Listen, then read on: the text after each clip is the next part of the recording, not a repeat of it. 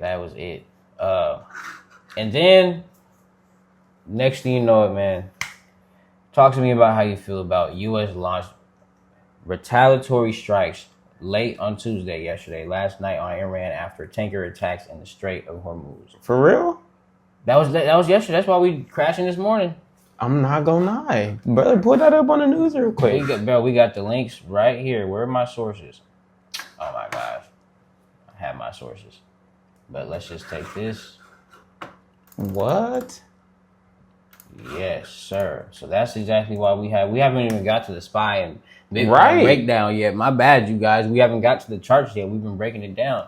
I got you. The U.S. military launched a massive wave of retaliatory airstrikes against Iranian targets, responding directly to a series of projectile attacks on 3 commercial tankers transiting near the Strait of Hormuz. Following the military act, the U.S. Treasury Department immediately revoked a temporary general license that had permitted Iran to openly sell its crude oil on the global market, sparking a swift... Let me run that back. The U.S. Treasury Department immediately revoked a temporary general license that had permitted Iran to openly sell its crude on the global market. So whole time,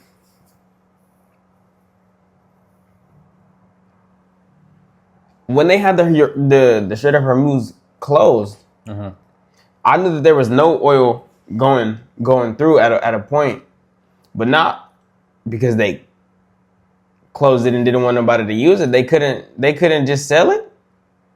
So how the oil? Because how do the U.S. Treasury Department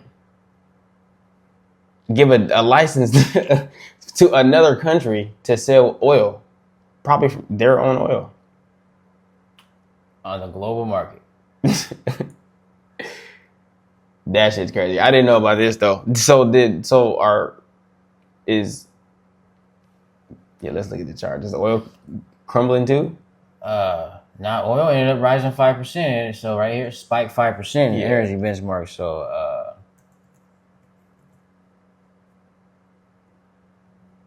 we're at 73.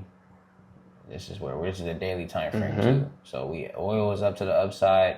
That's great. And then we had the S&P 500, which we haven't even got to get to the markets yet. Ended up, they moved down overnight. Actually, we actually moved down this morning, and then we recovered. So this is what I was looking at today on the 15-minute time frame this morning.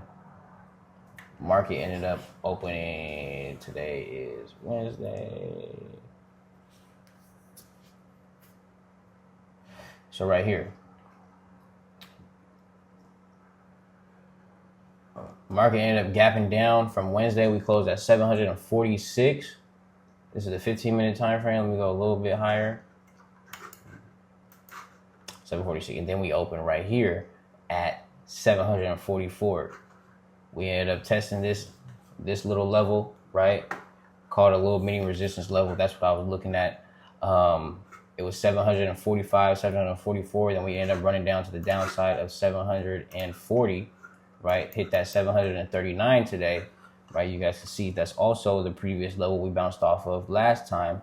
And then we ended up coming back. So we ended up moving down from all last night to this morning, and we recovered so far.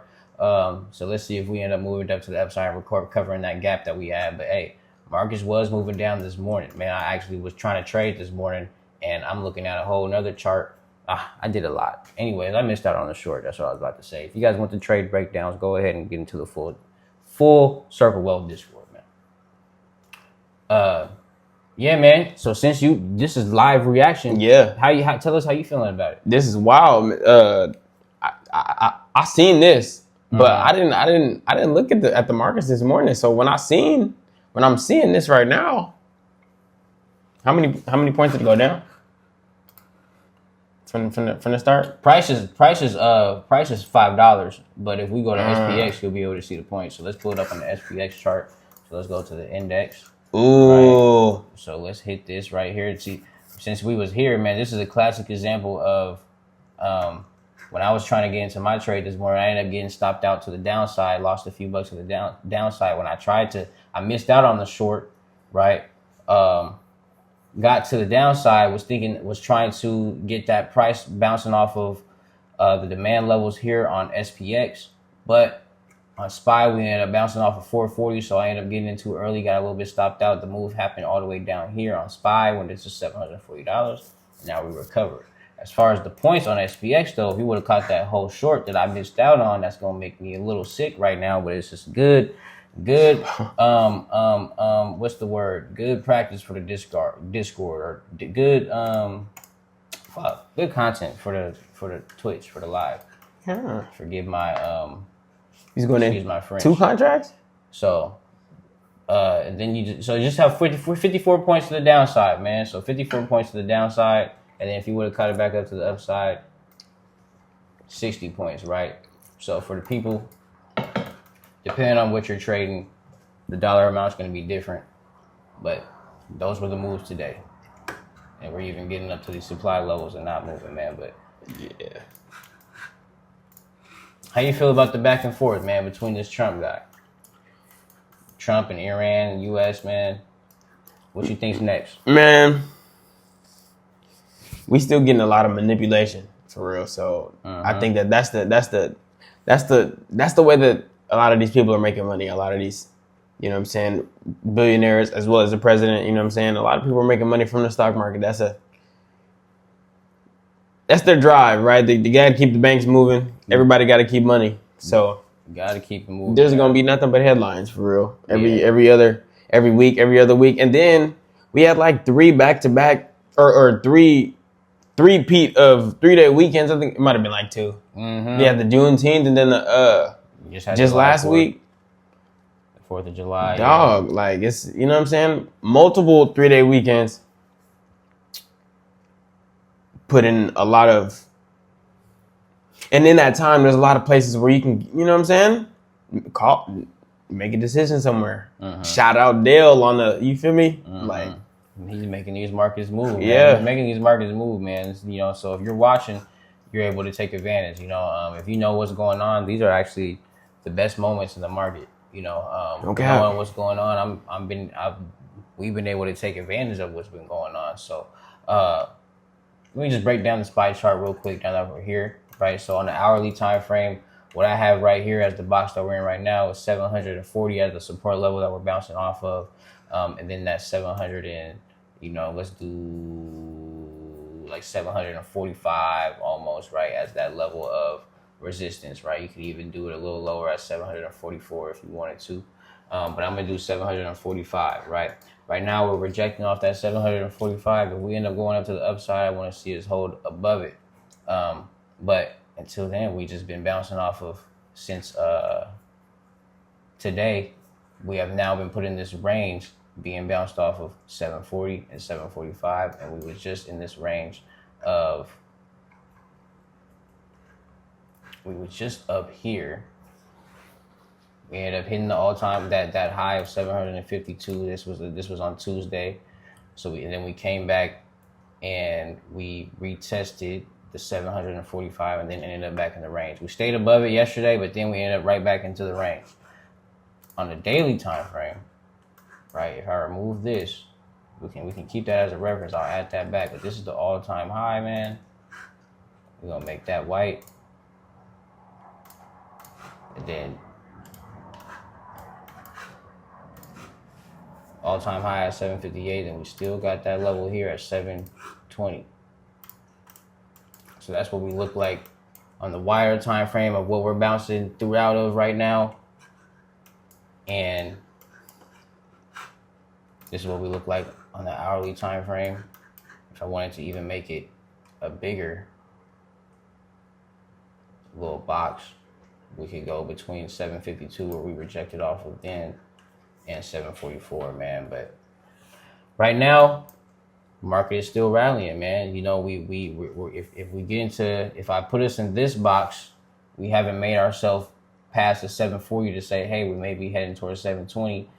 And then anytime we get to 752 or around 751, we're not getting back to those 760 all-time highs. So we just ranging, man. Yeah. We just ranging, man. So this is what SPY is looking at, and who knows what's gonna happen for the month of July, right?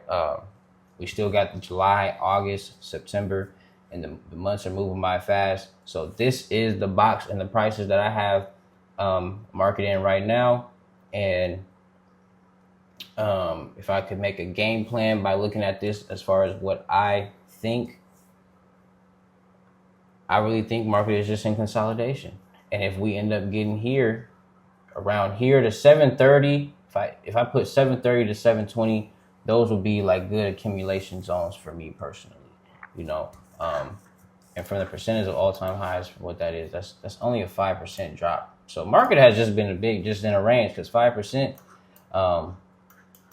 is not the biggest mover, you know. We get that 10% at correction, but we stuck right now. Yeah. We just stuck. What you got to say about it? You said it perfectly. I see the range. I'm sure anybody that was watching, you broke that down nice, man. Yeah, man, we stuck. We in the man. range, yeah. That's the S&P 500 for you, man. So, you know, and during this range, all we've had is, it's crazy to think that in this little box of 720 and 760, we've had Trump say ceasefire has been, we're about to have a ceasefire. Nobody's going to be going to war. We've had him say, hey, we're going back to war. We've had Micron have its earnings. We've had Nvidia fall. We've had, you know, Meta pop. We've had all these different things and all these different companies do whatever. There's been a lot going on the last few weeks, and that's all that we've moved, man. I'm making that point to say Trump is moving these markets. Trump is moving. He's just adding the momentum, right? So taking advantage of the momentum, circling back to how Full Circle Wealth started, buy those dips. How this Wealth Wednesday started. Buy those dips, man. That's it. We can move on to Bitcoin unless you got something you want to say. Now let's do it. Let's go ahead and hit the BTC. Let's see what's